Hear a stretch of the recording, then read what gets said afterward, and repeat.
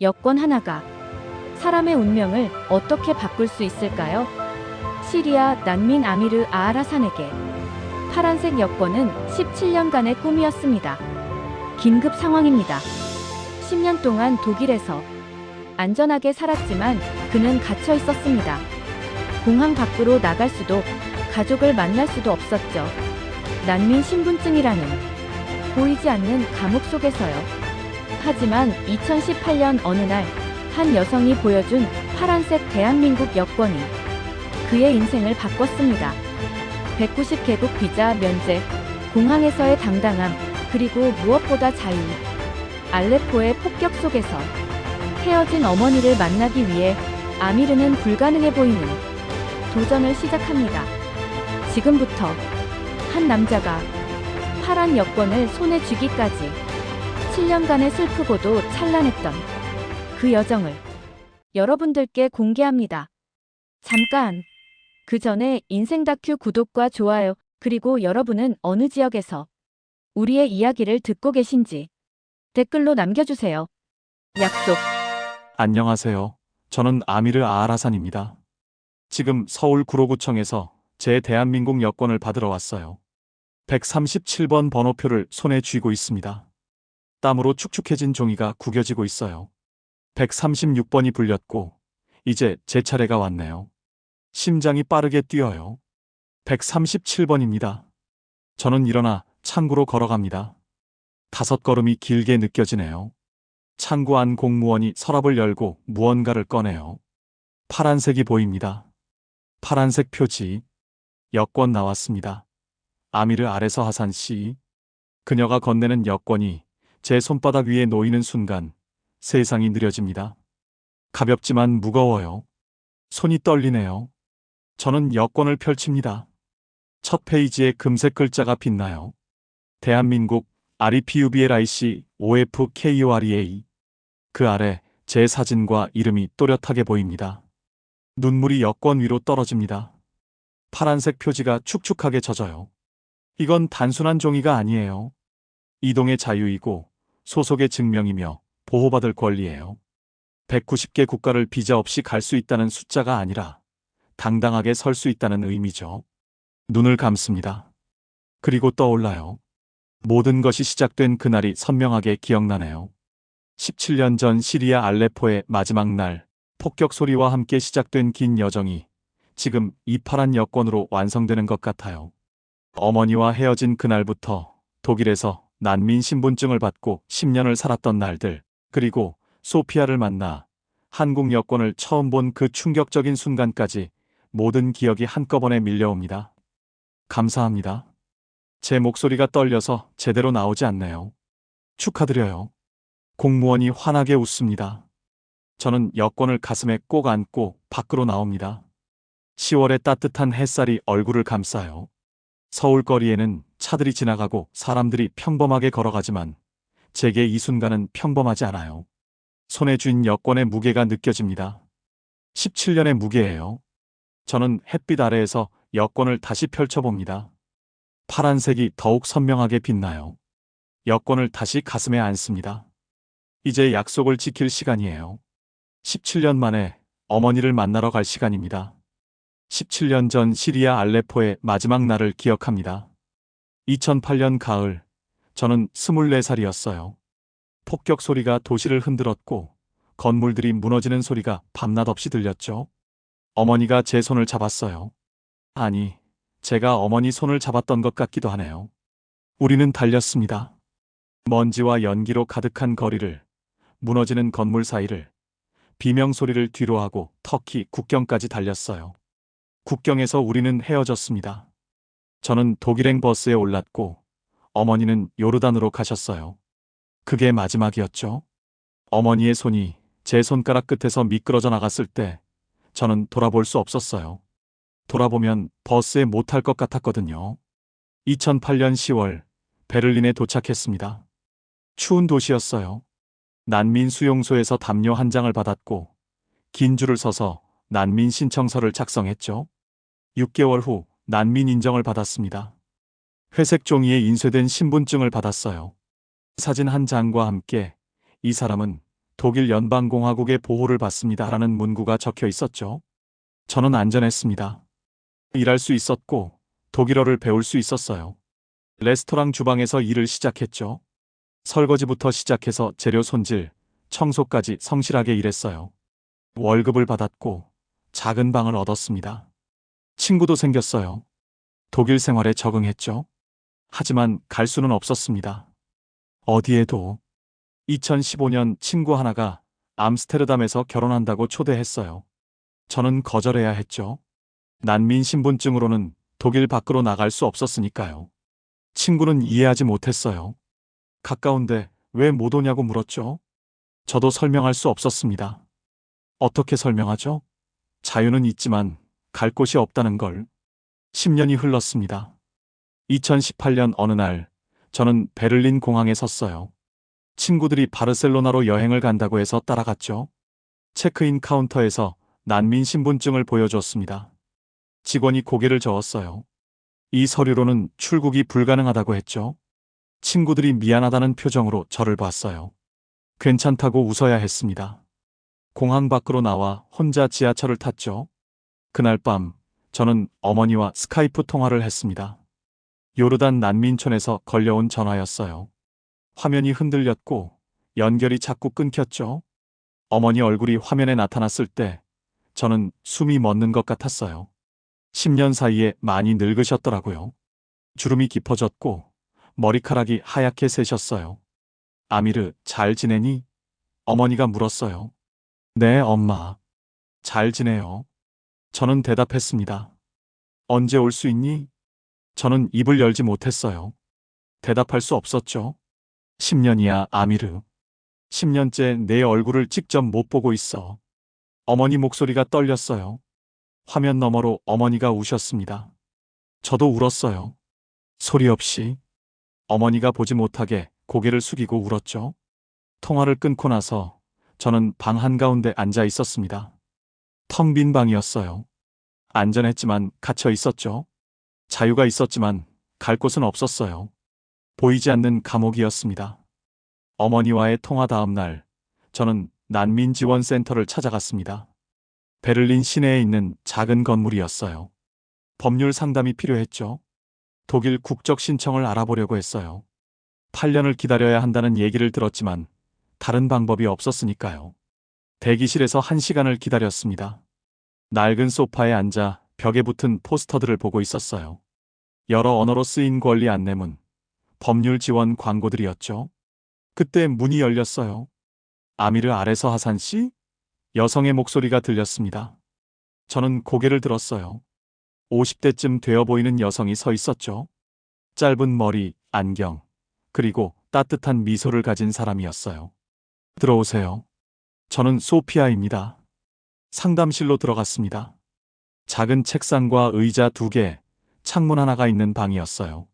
소피아가 제 파일을 펼쳤죠. 무엇을 도와드릴까요? 그녀가 물었습니다. 저는 독일 국적 신청에 대해 물었어요. 절차가 어떻게 되는지, 얼마나 걸리는지, 비용은 얼마인지. 소피아는 차분하게 설명해 줬습니다. 8년 거주, 독일어 시험, 경제적 자립증명, 그리고 최소 2년의 심사기간. 저는 계산했어요. 빨라도 2년 후였죠. 힘드시죠? 소피아가 조용히 말했어요. 저는 고개를 들었습니다. 그녀 눈빛이 이해한다는 듯 했어요. 저도 알아요. 그 기분. 소피아가 말했습니다. 저도 난민이었거든요. 저는 놀랐어요. 그녀는 완벽한 독일어를 구사했고 이곳에서 오래 일한 것처럼 보였죠. 시리아 다마스커스 출신이에요. 소피아가 말을 이었습니다. 1990년대에 떠났죠. 당시 20대였어요. 유학 기회가 있었는데 한국이었어요. 한국이요? 제가 되물었습니다. 네, 서울에 있는 대학교에서 장학금을 받았어요. 아랍어 전공 학생들 가르치는 조건이었죠. 소피아가 미소 지었어요. 저는 한국에서 10년을 살았어요. 공부하고 일하고 사랑하고 결혼했죠. 그리고 2005년에 귀화했어요. 귀화요? 한국 국적을 받았다는 뜻이에요. 소피아가 서랍을 열었습니다. 무언가를 꺼냈죠. 이게 제 여권이에요. 제 눈앞에 놓인 것은 파란색 여권이었습니다. 파란색 표지에 금색 무궁화 문양이 새겨져 있었어요. 저는 처음 보는 색이었죠. 시리아 여권은 녹색이었고 독일 난민 신분증은 회색이었는데 펼쳐보세요. 소피아가 말했습니다. 저는 조심스럽게 여권을 펼쳤어요. 첫 페이지에 대한민국 리퍼블릭 오브 코리아라고 쓰여 있었죠. 소피아 사진과 한글 이름이 보였어요. 뒷장을 넘기니 비자 스탬프들이 가득했습니다. 프랑스, 일본, 미국, 영국, 호주 190개 국가예요. 소피아가 조용히 말했습니다. 비자 없이 갈 수 있는 나라가요. 공항에서 의심받지도 않아요. 여권 보여주면 바로 통과하죠. 질문도 없어요. 저는 여권을 내려다봤습니다. 손이 떨렸어요. 2년 전에 파리에 가고 싶었어요. 소피아가 말했습니다. 목요일 저녁에 결정했고 금요일 아침에 출발했죠. 항공권만 예약하면 됐어요. 비자 신청도 초청장도 증명서도 필요 없었어요. 그냥 가방 싸고 공항에 갔죠. 저는 상상할 수 없었습니다. 그런 자유를. 무엇보다 중요한 건요. 소피아가 여권을 가리켰습니다. 이게 단순한 여행 서류가 아니라는 거예요. 이건 소속이에요. 나를 보호해주는 나라가 있다는 증거죠. 어디서든 문제가 생기면 한국 대사관에 갈 수 있어요. 그들이 저를 도와줘요. 왜냐하면 저는 한국 국민이니까요. 저는 여권을 바라봤습니다. 파란색이 눈에 들어왔어요. 소피아가 여권을 닫으며 말했습니다. 독일도 좋은 나라예요. 하지만 아미르 씨, 다른 가능성도 있다는 걸 기억하세요. 세상은 넓으니까요. 저는 고개를 끄덕였습니다. 하지만 머릿속은 온통 파란색으로 가득했어요. 그날 처음으로 가능성을 본 것 같았습니다. 상담실을 나와 집으로 돌아왔을 때 저는 곧바로 컴퓨터 앞에 앉았습니다. 파란 여권이 머릿속에서 떠나지 않았어요. 소피아의 말이 계속 맴돌았죠. 다른 가능성이 있다는 말, 세상은 넓다는 말. 저는 검색창에 타이핑했습니다. 한국 이민, 대한민국 외국인 거주, 한국 귀화 조건. 클릭할 때마다 새로운 정보가 쏟아졌어요. 한국에는 여러 비자 체계가 있었습니다. B7 비자는 전문 인력을 위한 것이었고, F2는 거주 비자, F5는 영주권, 그리고 마지막이 귀화였죠. 저는 메모장을 꺼내 단계별로 적었어요. 첫 번째, 27 비자를 받아야 했습니다. 전문 기술이 필요했죠. 저는 아랍어를 했고 독일어도 할 줄 알았어요. 영어도 가능했고요. 중동 시장에 대한 이해도 있었습니다. 충분하지 않을까 생각했어요. 두 번째, F2 거주 비자로 전환해야 했습니다. 27으로 3년 이상 일하고 일정 소득을 증명하고 한국어 시험을 통과하면 가능했죠. 한국어 시험. 저는 적어놨습니다. 세 번째, F5 영주권. F2로 2년 이상 거주하면 신청할 수 있었어요. 그리고 마지막, 귀화. 영주권 후 일정 기간이 지나면 신청 가능했습니다. 계산해봤어요. 빠르면 5년에서 7년이었습니다. 길었지만 독일 국적을 기다리는 것보다는 빨랐죠. 무엇보다 소피아가 보여준 파란 여권이 현실처럼 느껴졌어요. 밤 12시가 넘었습니다. 저는 한국에 대해 더 찾아봤어요. 서울의 사진들을 봤죠. 높은 빌딩들, 넓은 강, 밝은 거리들. 한국 회사들의 채용 공고도 봤습니다. 무역회사, 물류회사, 글로벌 기업들. 중동 시장 전문가를 찾는 곳도 있었어요. 새벽 2시쯤 저는 한국어 학습 사이트를 찾았습니다. 무료 강의가 있었어요. 한글 자음과 모음부터 시작하는 초급 과정이었죠. 저는 첫 번째 영상을 재생했습니다. 안녕하세요라는 말이 들렸어요. 저는 따라했습니다. 안녕하세요. 어색했지만 입 밖으로 나왔죠. 새벽 4시가 되었습니다. 창밖이 밝아지고 있었어요. 저는 컴퓨터를 끄지 않았습니다. 계획을 정리하기 시작했죠. 먼저 한국어를 배워야 했어요. 독학으로 시작하고 야간 학교도 알아봐야 했습니다. 두 번째로 중동 비즈니스 전문성을 키워야 했죠. 무역 관련 자격증이나 경험을 쌓아야 했어요. 세 번째, 한국 회사에 지원할 이력서를 준비해야 했습니다. 거울 앞에 섰습니다. 새벽빛 속에서 제 얼굴을 봤어요. 34살의 난민. 10년을 독일에서 살았지만 여전히 갈 곳 없는 사람. 하지만 이제는 달랐습니다. 방향이 생겼어요. 목표가 보였죠. 나는 다시 시작할 수 있다. 제가 거울 속 제게 말했습니다. 그날 아침 저는 어머니에게 전화를 걸었습니다. 요르단은 시차 때문에 오후였을 거예요. 어머니가 받았습니다. 아미르? 왜 이 시간에? 엄마, 저 결심했어요. 제 목소리가 떨렸습니다. 조금만 기다려주세요. 제가 엄마 만나러 갈게요. 직접 가서 안아드릴게요. 어떻게? 어머니가 물었어요. 한국이요. 저는 한국으로 갈 거예요. 일자리를 구하고 거주 비자를 받고 국적을 따낼 거예요. 그리고 파란 여권 들고 엄마 찾아갈게요. 비자 없이 당당하게요. 어머니가 한동안 말이 없었습니다.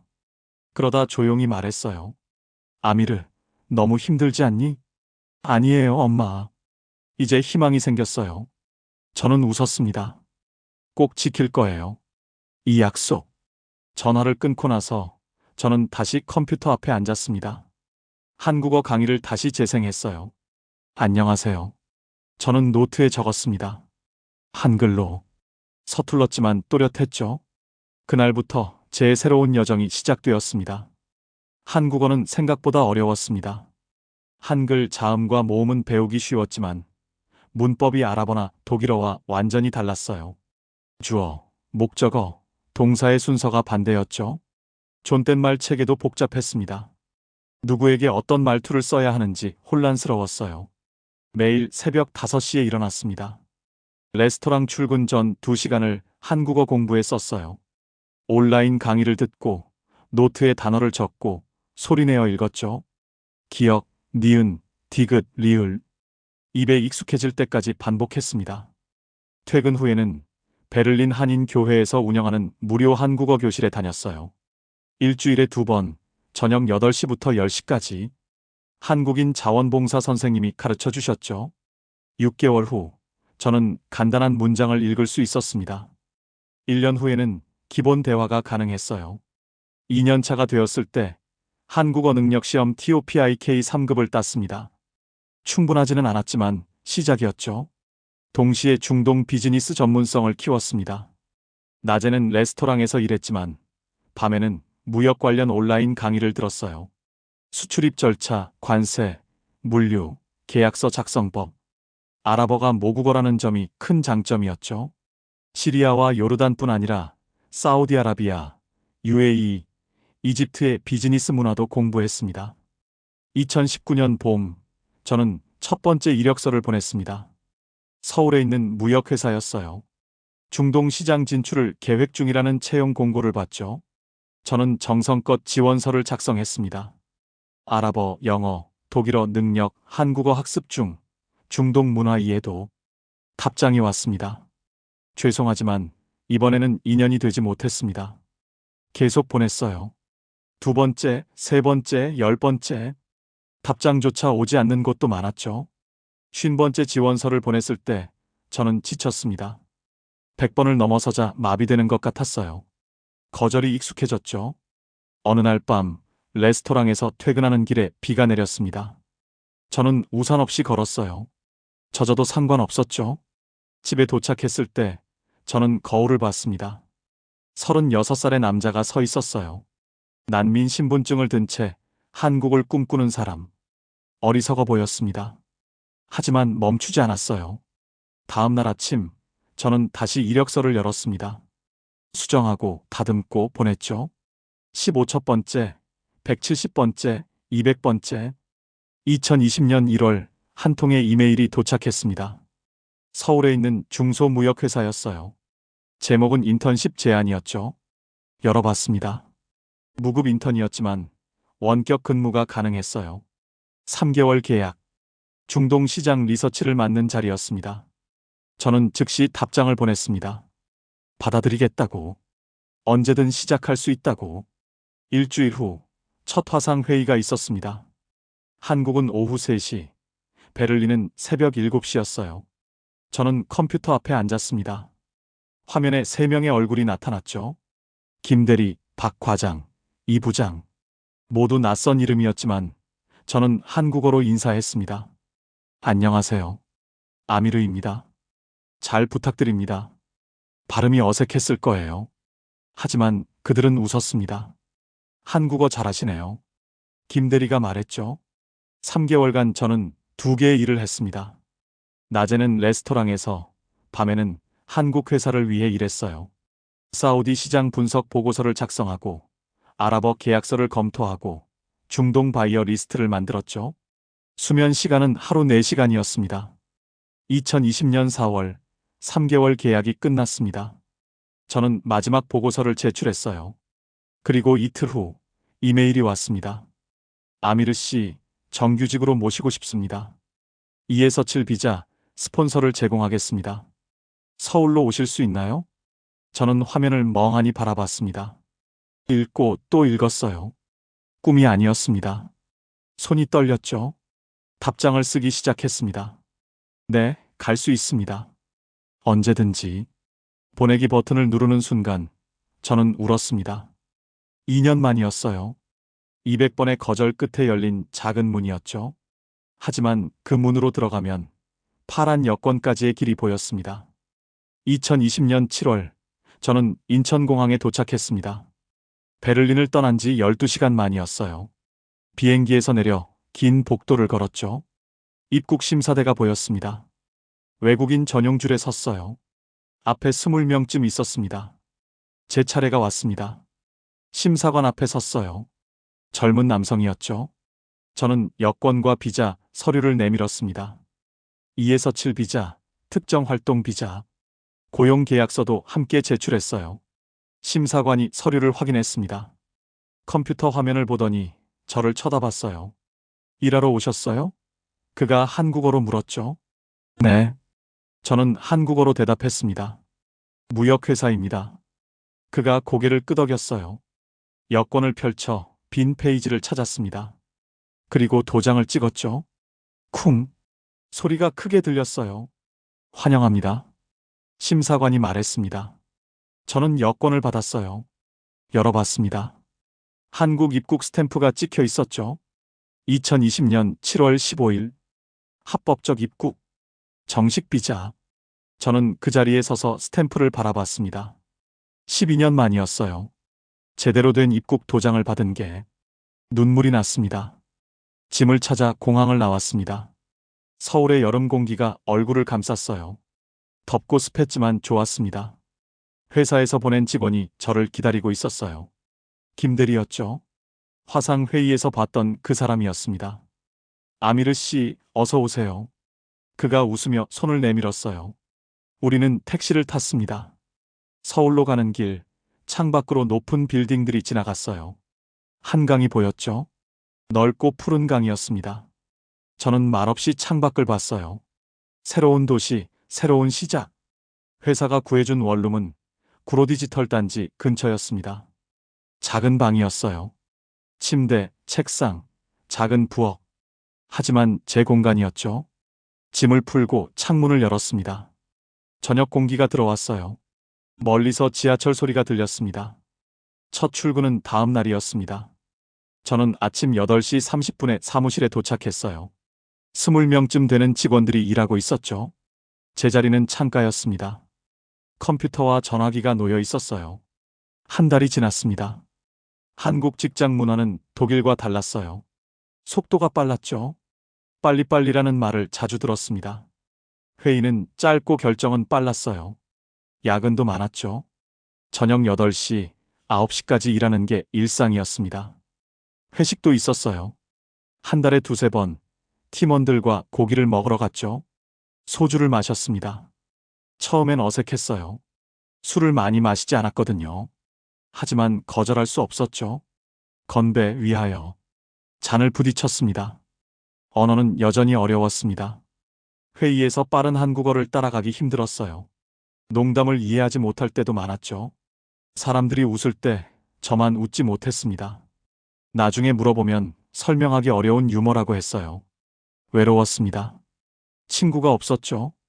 동료들은 친절했지만 퇴근 후 함께 시간을 보낼 사람은 없었어요. 주말이면 원룸에 혼자 있었습니다. 한국어 공부를 하거나 어머니와 전화 통화를 했죠. 6개월이 지났습니다. 저는 적응하고 있었어요. 빠른 속도에, 야근에, 회식 문화에 토픽 4급을 땄습니다. 업무도 익숙해졌죠. 사우디 바이어와 직접 통화하고 계약서를 검토하고 시장 분석 보고서를 작성했어요. 어느 날 이 부장이 제 자리로 왔습니다. 아미르 씨 잘하고 있어요. 그가 말했죠. 회사에 꼭 필요한 사람이에요. 저는 고개를 숙여 인사했습니다. 감사합니다. 그날 밤 원룸으로 돌아와 창밖을 봤습니다. 서울의 불빛이 반짝였어요. 6개월 전 인천공항에 도착했을 때가 떠올랐죠. 입국 스탬프를 받았을 때의 감격이 생생했습니다. 저는 서랍에서 여권을 꺼냈어요. 시리아 여권이 아니라 독일 난민 여행 증명서였죠. 하지만 한국 입국 스탬프가 찍혀 있었습니다. 합법적으로 일하고 있다는 증거였어요. 첫 발을 내디뎠구나. 제가 중얼거렸습니다. 이제 계속 걸으면 돼. 창밖 서울 야경을 바라보며 저는 다짐했습니다. 포기하지 않겠다고. 파란 여권까지 끝까지 가겠다고. 2021년 봄 회사에 위기가 왔습니다. 사우디아라비아 바이어와의 계약이 막바지에서 무산될 위기였어요. 6개월간 준비한 프로젝트였죠. 섬유 제품 수출 계약, 금액은 50만 달러였습니다. 회사로서는 큰 돈이었어요. 문제는 계약서 해석이었습니다. 아랍어 번역에 오류가 있었고 바이어 측이 불신하기 시작했죠. 이메일 답장이 끊겼어요. 전화도 받지 않았습니다. 이 부장은 초조해했고 사장님은 화가 나 있었죠. 회의실에서 긴급 회의가 열렸습니다. 어떻게 해야 하나? 누가 사우디에 가서 설득할 수 있나? 모두 난감해했어요. 제가 손을 들었습니다. 제가 가겠습니다. 모두 저를 봤어요. 아미르 씨가? 이 부장이 물었죠. 네, 저는 아랍어를 하고 문화도 압니다.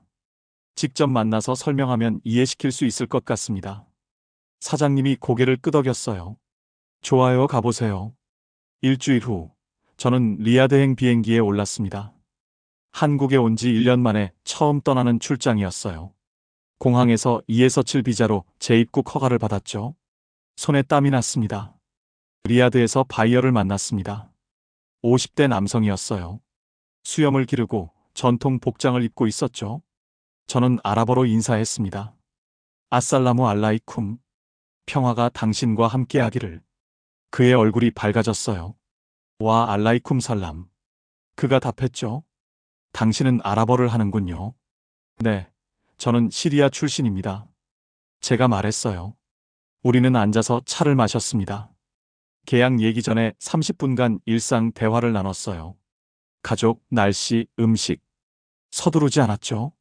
이게 아랍 문화였으니까요. 그리고 천천히 계약서 얘기를 꺼냈습니다. 오해가 있었던 부분을 아랍어로 설명했어요. 조항 하나하나를 짚어가며 명확히 했죠. 그가 고개를 끄덕였습니다. 이제 이해했어요. 그가 말했죠. 계약은 성사되었습니다.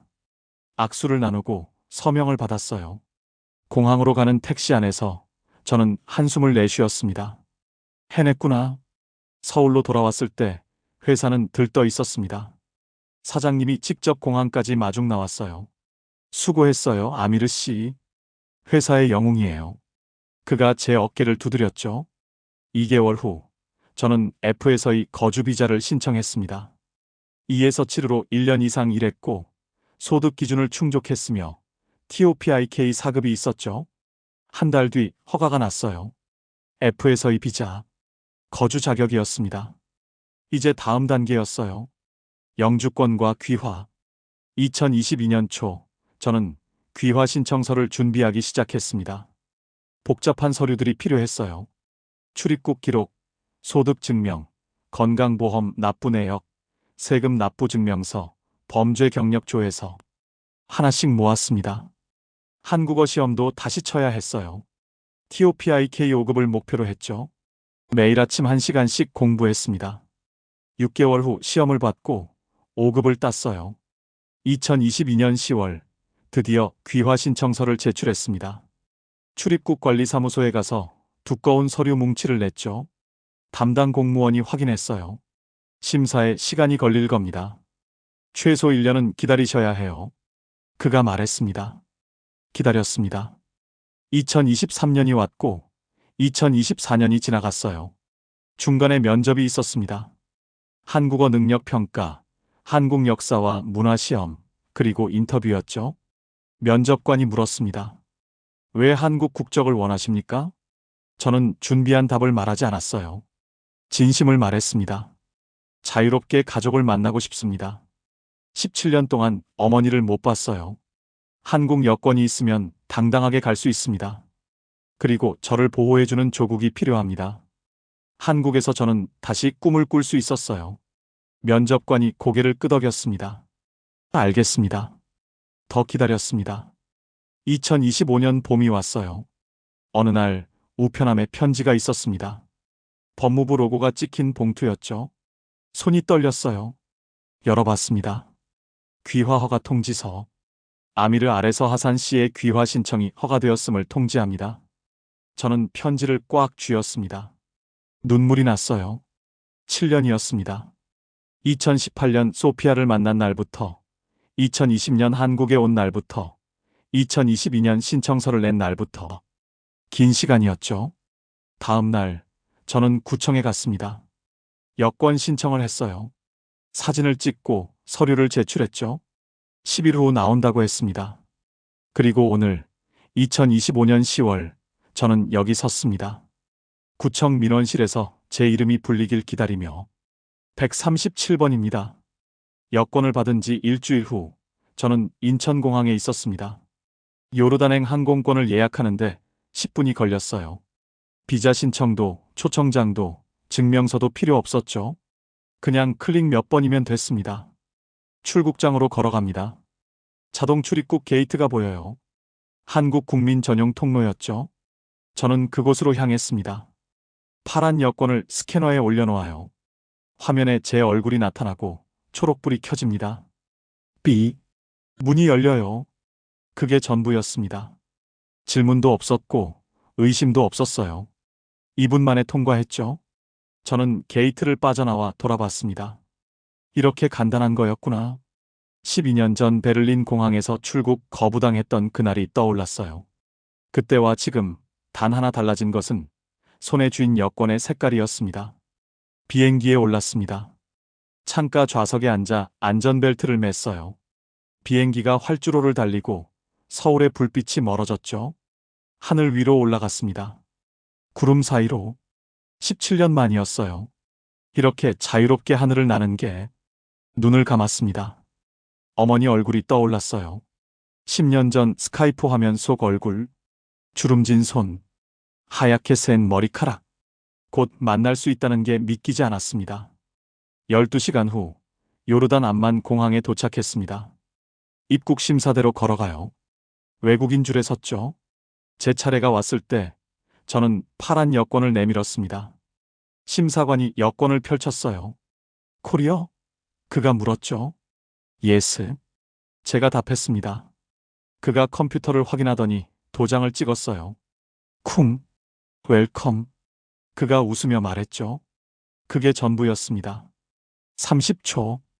비자도 없이, 서류도 없이, 의심도 없이 통과했어요. 저는 여권을 받아들고 걸어 나왔습니다.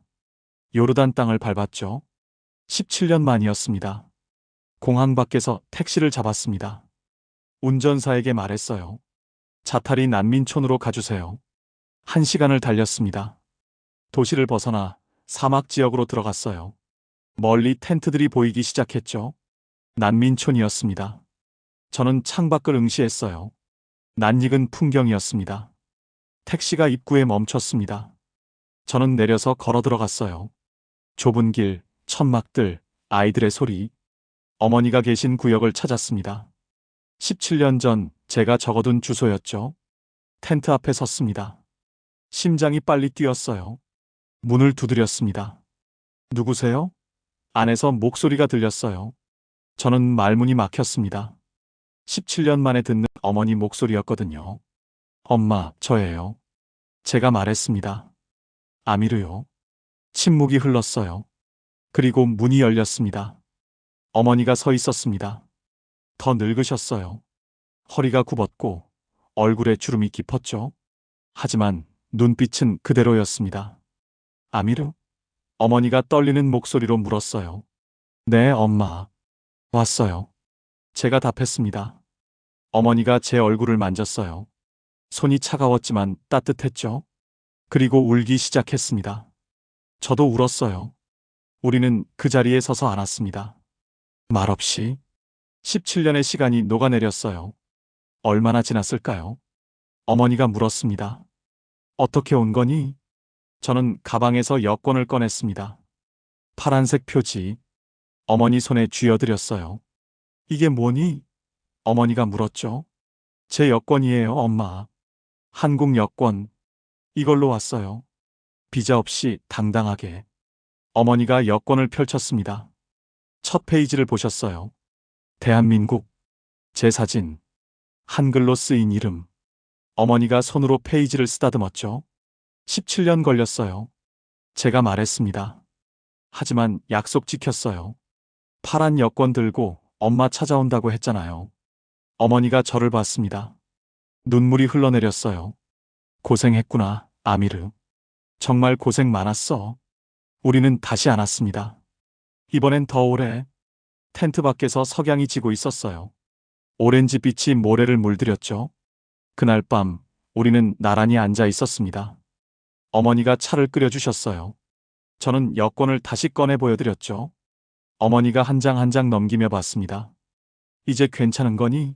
어머니가 물었어요. 네, 엄마. 이제 괜찮아요. 저는 웃었습니다. 그리고 곧 엄마도 한국으로 모실 거예요. 가족 초청 비자 준비하고 있어요. 어머니가 제 손을 잡았습니다.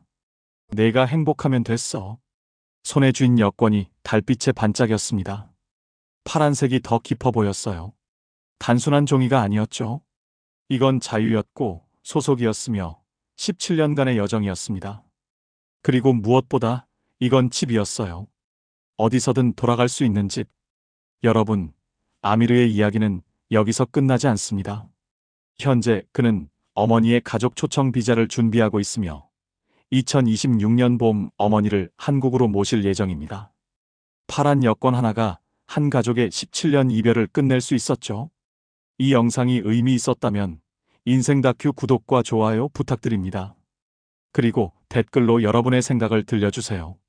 여권이 단순한 여행 서류 이상의 의미를 가진다고 생각하시나요?